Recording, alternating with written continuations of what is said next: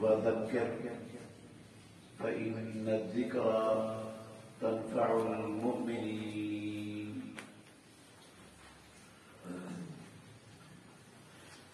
اور نصیحت کیجیے، یقیناً نصیحت ایمان والوں کو نفع دیتی ہے. عزیز بھائیوں، قابل احترام بزرگوں،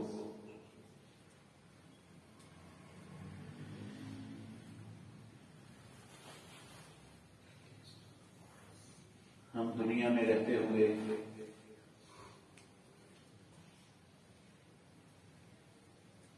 بعض امور کو بہت معمولی سمجھتے ہیں، لیکن وہ اللہ رب العالمین کے ہاں بہت بڑے اور بہت سنگین معاملات ہوتے ہیں.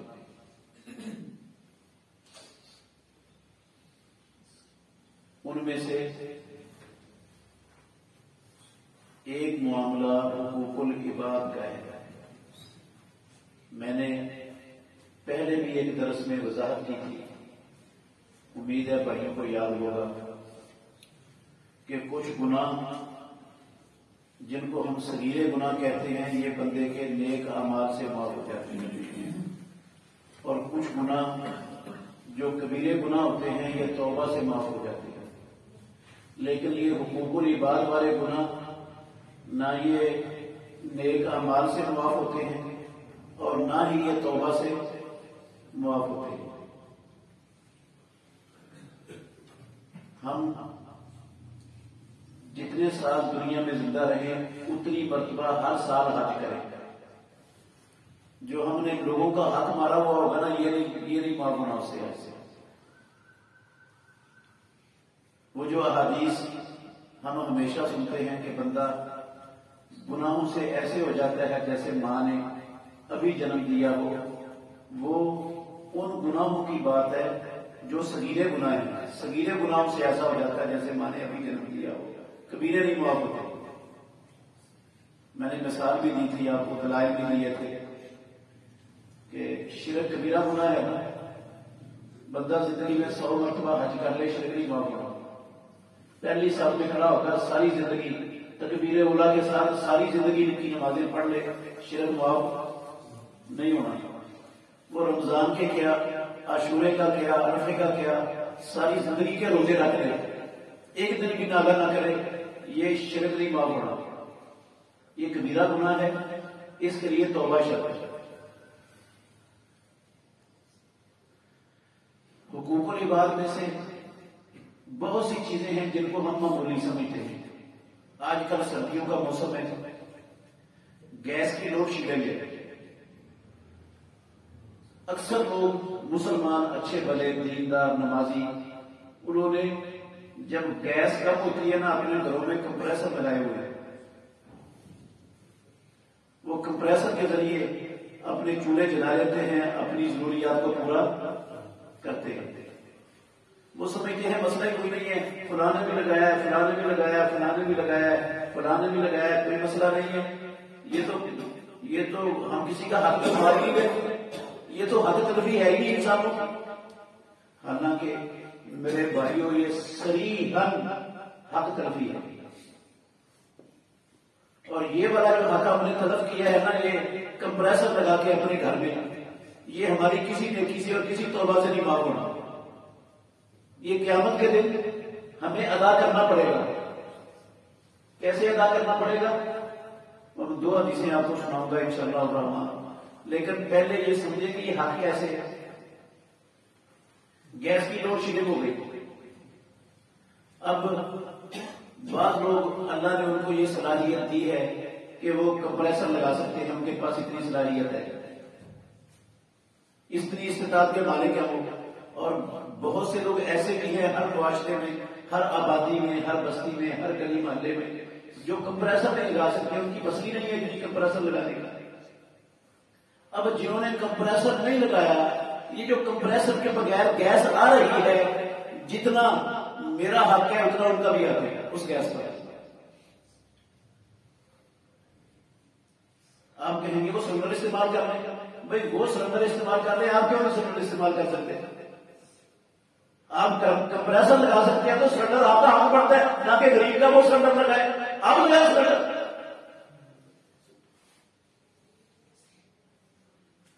یہ جو حد تلفی ہوئی ہے اس کی، گورنمنٹ نے جو گیس دی ہے وہ سب کا حق ہے، ہر بندے کا ہے، پورا پورا برابر آ گیا اس کے میٹر کے حساب سے۔ میں نے کمپریسر لگا کر دوسرے لوگوں کے، غریبوں کے گھروں کی جو گیس کھینچی ہے، میں نے تو ان کا حق مارا ہے۔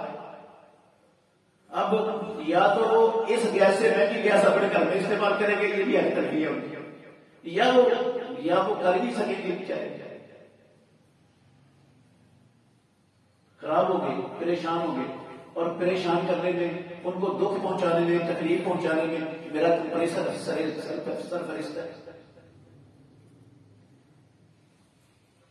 اس کو ہمارے معاشرے میں کوئی برائی یا کوئی گناہ سمجھا ہی نہیں جاتا، حالانکہ یہ حقوق العباد طرف کرنے والا گناہ ہے۔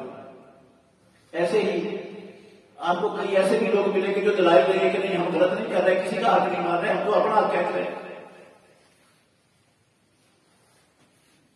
بجلی کو لوگ سردیوں میں نا گھروں میں یہ جو ہیٹر استعمال کرتے ہیں خوب استعمال کرتے ہیں، گرمیوں میں اے سی خوب استعمال کرتے ہیں۔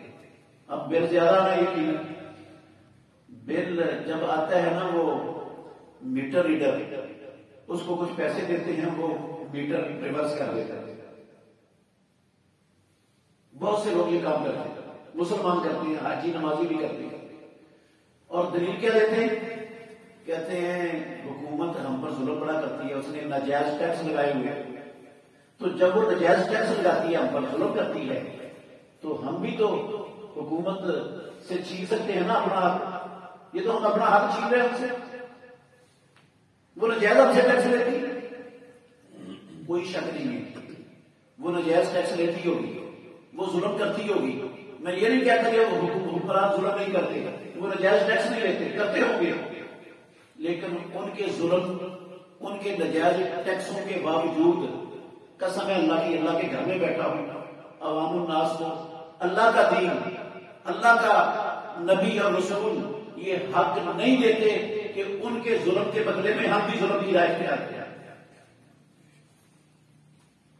ان کے ظلم پر اسلام ہمیں صبر کرنے کی تلقین کرتا ہے۔ صحیح مسلم شریف کی حدیث ہے، رسول مکرم صلی اللہ علیہ وسلم نے فرمایا کہ ان اخذ مالک وضرب ظہرک، اگر تیرا حکمران تیرا مال ناجائز زبردستی تو اسے چھین لے، وضرب ظہرک، ناجائز تیری پیٹھ پر کوڑے بھی مارے، پھر بھی اس کے خلاف خروج نہیں کرنا، صبر کرنا ہے۔ جو وہ ظلم کریں گے اس ظلم کا حساب ان کو رب کے سامنے دینا پڑے گا، لیکن آپ کو اس کے ظلم کے بدلے میں ان کے ساتھ ظلم کرنے کی اجازت نہیں ہے، آپ کو صبر کرنے کا ہوگا۔ اچھا، یہ جو بجلی چوری کرتا ہے کسی بھی طریقے سے کرتا ہے، میٹر ریورس کرتا ہے یا جو بھی طریقہ اس نے رکھا ہوا ہے، یہ گورنمنٹ کو تو نقصان پہنچا ہی نہیں رہا،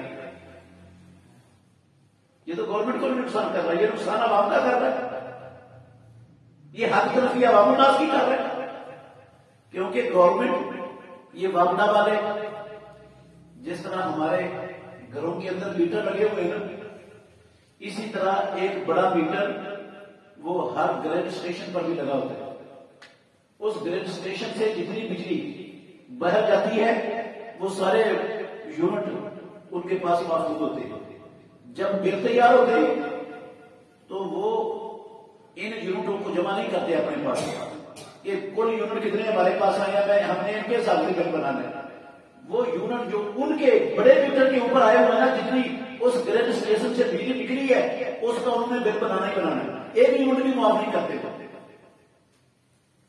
اب میرے یونٹ تو ان کے پاس کم گئے، جو چوری کیا ہم نے اس کے تو گئے نہیں ان کے پاس یونٹ، بل انہوں نے ڈال دیا، وہ کہاں ڈالا ہے؟ مختلف ٹیکسوں کے نام سے وہ ہمارے بلوں کے اندر ڈال دیا، سب کے بلوں میں ڈال دیا۔ بجلی میں نے چوری کی ہے اور میری جگہ پر پورا محلہ، پوری آبادی کے لوگ میری جگہ پر پیسے بھرنے پر مجبور ہیں، نہیں وہ بھریں گے، ان کا میٹر کٹ جائے، ان کو مجبور میں نے کیا، ظلم ان پر میں نے کیا،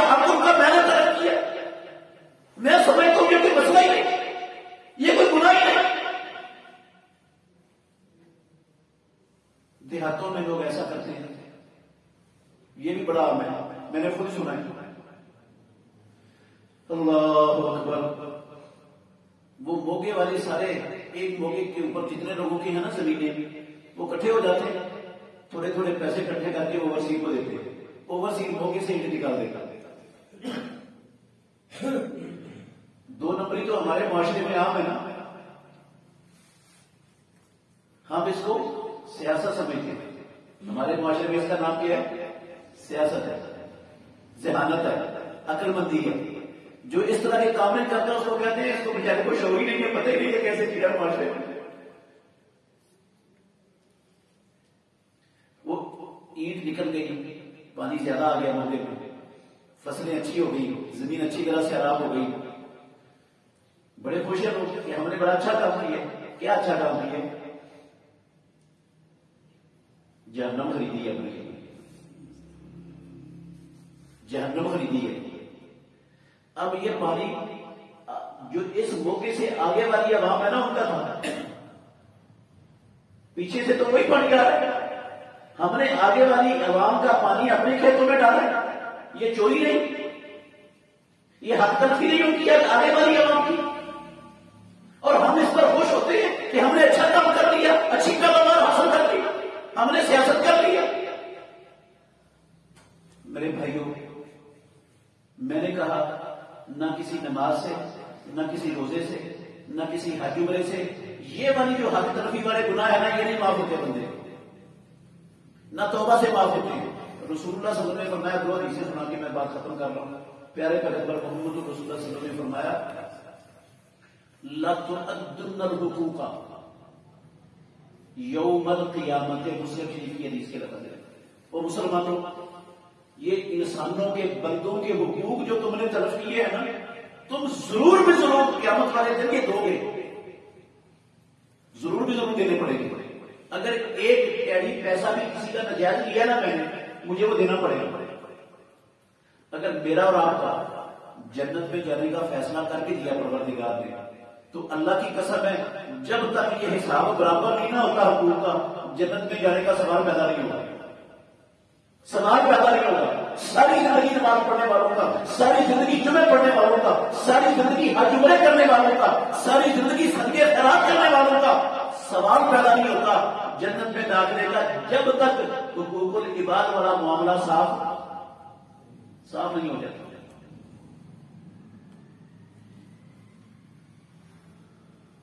اللہ اکبر۔ لَتُؤَدُّنَّ الْحُقُوقَ، وہاں کوئی چیز چھپی نہیں رہے گی۔ حتیٰ یُقَالَ لِلشَّاةِ الْجَلْحَاءِ مِنَ الشَّاةِ الْقَرْنَاءِ، رسول اللہ صلی اللہ علیہ وسلم نے فرمایا بے سینگ بکری کے لیے سینگوں والی سے قصاص لیا جائے گا۔ جس سینگوں والی بکری نے اپنے سینگوں کے بل بوتے پر دوسری بکری کو دنیا میں ماڑا سمجھتے ہوئے، کمزور سمجھتے ہوئے بدماشی کی تھی، اس پر ٹکر ماری تھی دنیا میں، پروردگار کو وہ بکریاں بھی یاد ہے، ان کو بھی لائے گا اس عدالت میں، اور ان میں بھی انصاف کروائے گا، سینگ دے گا اس بے سینگ بکری کو، جتنی ٹکر اس نے ماری تھی اتنی ٹکر اس کو کروائے گا۔ جو رب بکریوں میں انصاف کروائے گا، جن کے لیے اللہ نے نبی رسول نہیں بھیجے، جن کے لیے کتابیں نازل نہیں کی، جن کے لیے اللہ نے جنت اور جہنم کو نہیں بنایا، جو مکلف نہیں ہے مخلوق، جو ان میں انصاف کروائے گا وہ میرے اور آپ میں انصاف نہیں کروائے گا۔ اگر وہ ہم میں انصاف نہ کروائے، بکری میں کروائے گے تو ظلم ہے صحیح، اور رب تو ظلم کر ہی نہیں سکتا، ممکن ہی نہیں ہے۔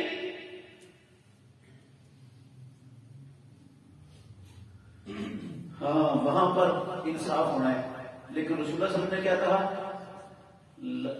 حتی یقال للشاة الجلحاء من الشاة القرناء، کیا اس لیے کیا کرو؟ آپ نے فرمایا من کانت لہ مظلمۃ لأخیہ، یہ تو آپ نے جان لیا ایک کسی نیکی سے معاف نہیں ہونا، کسی توبہ سے معاف نہیں ہونا، لیکن معافی کا رستہ جو حقیقی رستہ ہے، آسمانوں والا رب چونکہ معاف کرنا چاہتا ہے اپنے بندوں کو، اس لیے اس نے اپنے نبی کی زبان سے بیان کروا دیا، کہا من کانت لہ مظلمۃ لأخیہ او من ارضہ او من شیء فلیتحللہ منہ اليوم قبل ان لا یکون دینار ولا درہم۔ اور لوگوں، محمد رسول اللہ صلی اللہ علیہ وسلم کا کلمہ پڑھنے والوں، جس بندے نے کسی کا ناجائز حق مارا ہوا ہے، غیبت کی ہے، اس کی چگلی کی ہے، بہتان بات ہے، گالیاں دی ہیں، تشدد کیا ہے، تھپڑ مارا ہے، دھکا دیا ہے، اس کے پلاٹ پر قبضہ کیا ہے، اس کا رشوت کے ذریعے مال کھایا ہے، سود کے ذریعے کھایا ہے، کرپشن کے ذریعے کھایا ہے، خیانت کے ذریعے کھایا ہے، کم توڑ کر کھایا ہے، دھوکہ فراڈ کے ذریعے کھایا ہے، فَلْيَتَحَلَّلْ مِنْهُ الْيَوْمِ، آج مرنے سے پہلے وہ اس کا حق ادا کر کے معافی کا راستہ کھول دیں۔ مرنے سے پہلے ادا ہو سکتا ہے، معافی مل سکتی ہے، توبہ سے نہیں ملے گی لیکن حق دینے سے ملے گی، توبہ سے نہیں معافی ملے گی، حق ادا کرنے سے ملے گی۔ اگر ادا نہ ہوا زندگی میں تو پھر ان کانت لہو حسنات اخذ من حسناتہ، اگر قیامت والے دن وہاں دینار تو ہونے نہیں دینے کے لیے، اور دینا پڑے گا لازمی، پھر وہاں نیکیاں دی جائیں گی، جس کی ہم نے غیبتیں کی ہوں گی، ہر بندے کی غیبت سے جتنی اس کی بےزتی ہوئی ہے نا، اس بندے کی بےزتی کے برابر جتنی میری نیکیاں بنتی ہیں اس کو دے دی جائیں گی، جس کو گالیاں دی تھی اس کی گالیوں کے برابر جتنی نیکیاں بنتی ہیں اس کو دے دی جائیں گی، جس پر بہتان باندھا تھا، جس کی چگلی کی تھی، جس کا مال کھایا تھا، جس طریقے سے بھی کھایا تھا، جس طریقے سے بھی جس پر ظلم کیا تھا، اگر خاوند نے بیوی پر ظلم کیا، بیوی نے معاف نہیں کیا تو دینا پڑے گا، اگر بیوی نے خاوند پر ظلم کیا اللہ کی قسم دینا پڑے گا، جان نہیں چھوٹے گی، باپ نے اولاد پر کیا جان نہیں چھوٹے گی، اولاد نے باپ پر کیا، ماں باپ پر کیا، جان نہیں چھوٹے گی کسی کی۔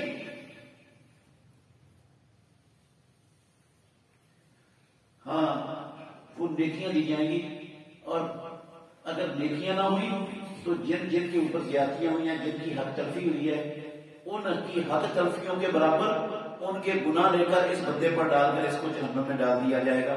دوسری حدیث میں آیا رسول اللہ صلی اللہ علیہ وسلم نے فرمایا میری امت کا یہ مفلس ہوگا، نمازیں پڑھ کے آئے، روزے رکھ کے آئے، زکاتیں لے کر آئے، حج عمرے کر کے آئے، نیکیوں کے پہاڑ تھے سارے تقسیم ہو گئے، اور لوگوں کے گناہ لے کے جہنم میں جا رہا ہے۔ پیارے پیغمبر نے فرمایا یہ میری امت کا مفلس ہے۔ تو میرے بھائیوں، ہم ان چیزوں کو معمولی اور چھوٹا ہرگز نہ سمجھیں، ہم بہت چھوٹا سمجھتے ہیں، بہت معمولی سمجھتے ہیں، یہ بہت بڑی بڑی خوفناک چیزیں ہیں جو ہماری نیکیوں کو کھا جائیں گی قیامت والے دن، اور عین ممکن ہے لوگوں کے گناہ ہمارے اوپر چڑھانے کا سبب بن جائیں اور پھر جہنم کا ایندھن بن جائیں۔ اس لیے ضرورت اس بات کی ہے کہ ان امور کو، حقوق العباد کو خصوصی طور پر ہم معمولی نہ سمجھیں۔ اپنی زبان کسی کو دکھ دینے کے لیے، تکلیف پہنچانے کے لیے قطعاً ہرگز استعمال نہ کریں، نہ کسی کی غیبت کے لیے، نہ چغلی کے لیے، نہ گالی گلوچ کے لیے، نہ بہتان کے لیے، نہ کسی کو لڑانے کے لیے، کبھی استعمال نہ کریں، اور اپنے ہاتھوں کو کسی پر ظلم و زیادتی کے لیے کبھی استعمال نہ کریں، اور کبھی کسی کا ایک ٹیڑی پیسہ بھی ناجائز کھانے کی کوشش نہ کریں، دینا پڑ جائے گا، نہیں جان چکے۔ یہ رشوتیں لینے والے، کرپشنیں کرنے والے کیسے جان چھڑائیں گے؟ کیسے جان چھڑائیں گے قیامت والے دن؟ ادھر عدالتوں سے تو نکل جائیں گے، پروردگار سے کیسے چھوڑیں گے؟ اس لیے میرے بھائیوں، اچھے بھلے لوگ فیکٹریاں لگائی ہوئی ہیں، کسٹمر آتا ہے، اس کے ساتھ وعدہ کرتے ہیں ہم یہ چیز یہ تیار کر کے دیں گے، اور جس معاہدے کے مطابق جو وعدہ ہوتا ہے اس کی تیاری میں 2 نمبر مار ڈال دے گا، دکھاتے کچھ ہیں، چیز اس کو دیتے 2 نمبر ہے، اس کے اندر وہ مواد، یہ ٹھیکیدار ہے نا جو ٹھیکے لیتے ہیں یہ عمارتوں کے، یہ ٹھیکیدار بھی ایسے کرتے ہیں، مالک مکان کے ساتھ یہ طے ہوتا ہے بھئی ہم یہ سامان اس میں لگائیں گے، ہوتا ہے نا ایسا ہے، یہ سامان لگائیں گے، اس طرح کا سیمنٹ ہوگا، اتنے % سیمنٹ ہوگا، یہ اینٹیں ہوں گی، فلاں ہوگا، اس طرح کا، اور جب لگاتے ہیں تو سارا مال 2 نمبر لگا کے چلے جاتے ہیں، پیسے 1 نمبر کے لے لیتے ہیں۔ ہاں کوئی دیکھنے والا ہو، کوئی سمجھدار ہو وہ تو نہیں لگانے دے گا، لیکن عام لوگ جن کو بیچاروں کو زیادہ پتہ نہیں ہوتا، جو مصروف ہوتے ہیں زیادہ اپنے دنیا کے کاموں میں، ٹائم نہیں وہ دیکھ کے کیا کرتا ہے یہ ٹھیکیدار، وہ تو 2 نمبری کرے گا، یہ 2 نمبری کر کے بظاہر وہ سمجھ رہا ہے کہ میں اچھی تجارت کر رہا ہوں، اللہ کی قسم جہنم خرید رہا ہے کہ بدل جہنم خرید رہا ہے. بڑے معاملات سنگین ہیں. یہ دیکھتے ہیں ہم سارا ہمارا معاشرہ ہی ایسا بن چکا ہے سر. جہاں جاؤ جو خوبصورت ترین پرکشش چیزیں ہوتی ہیں نا وہ سامنے رکھی ہوتی ہیں، اور جو گلی سڑی ہوتی ہیں وہ نیچے دبا کے رکھی ہوتی ہیں، اور ہر ایک کو دھکے سے وہ گلی سڑی چیزیں ڈال دیتا ہے. دکھاتے وہ نہیں، دھوکہ ہے یہ سب، حرام ہے، ناجائز ہے. ہم یہ سمجھتے ہیں کہ ہماری چلاکی سے ہمیں زیادہ مال مل جائے گا، جلدی امیر ہو جائیں گے اور زیادہ ہماری ضرورتیں پوری ہو جائیں گی. حالانکہ یہ خام خیالی ہے. ملنا مجھے اور آپ کو اتنا ہی جتنا رب نے زمینوں اور آسمانوں کو پیدا کرنے سے پہلے میرے اور آپ کے مقدر میں لکھا ہوا ہے، اس سے زیادہ ایک لقمہ بھی نہیں کھا سکتے. ساری زندگی کی 2 لکڑیاں کر لینا، قسم اللہ کی ایک لقمہ بھی زیادہ نہیں کھائیں گے جتنا رب نے ہمارے مقدر میں لکھ دیا. وہی مل گئی، وہ طے شدہ ہے اور اسے کم نہیں ملے گا. اس لیے بس میری گزارش اتنی ہے کہ ہم اپنے معاملات کی بھی درستگی اور اصلاح کر لیں، اپنے بچوں کی بھی اسی پر تربیت کریں. جہاں تک ہمارا حلقہ اثر ہے ان سارے حلقہ اثر کے لوگوں تک یہ باتیں پہنچا کر ان کی اصلاح کریں. ہمارا ملک لا الہ الا اللہ کے نام پر بنا ہوا ہے. IMF والے بھی، ورلڈ بینک والے بھی اور FATF کے 35-37 ملک اللہ کے گھر میں بیٹھا ہوں، اللہ کی قسم اٹھا کے کہتا ہوں وہ معاشی طور پر اس ملک کا کچھ نکالنا چاہتے ہیں، معاشی طور پر اس کو تباہ و برباد دیکھنا چاہتے ہیں. وہ اتنا نقصان نہ آج تک کر سکے ہیں، نہ انشاءاللہ کبھی کر سکیں گے جتنا نقصان ہم خود پاکستانی اس ملک کا کر رہے ہیں، اپنے ہاتھوں سے کرتے ہیں. ہر بندہ جس سیٹ پر اختیارات والی سیٹ پر بیٹھا ہے جتنا بڑا گھبراہ کر سکتا ہے نا، قسم اللہ کی اتنا بڑا گھبراہ کرنا وہ اپنی ذمہ داری اور فریضہ سمجھتا ہے. وہ سارے کافر مل کر معاشی طور پر اتنا بیڑا کر اس ملک کا نہیں کر سکتے جتنے خود ہم خود کر رہے ہیں. اپنے ہاتھوں سے کر رہے ہیں، اپنے ہی گھر کو جو ہے نا وہ کھوکھلا کرنے کے لیے لگے ہوئے. ضرورت ہے اس بات کی کہ ہم معاشرے کی اصلاح کریں. تبدیلی اصلاح سے آتی ہے، یہ باتوں شاتوں سے بیانات سے تبدیلیاں نہیں آیا کرتی. اللہ ہمیں سمجھنے کی اور عمل کرنے کی توفیق عطا فرمائے.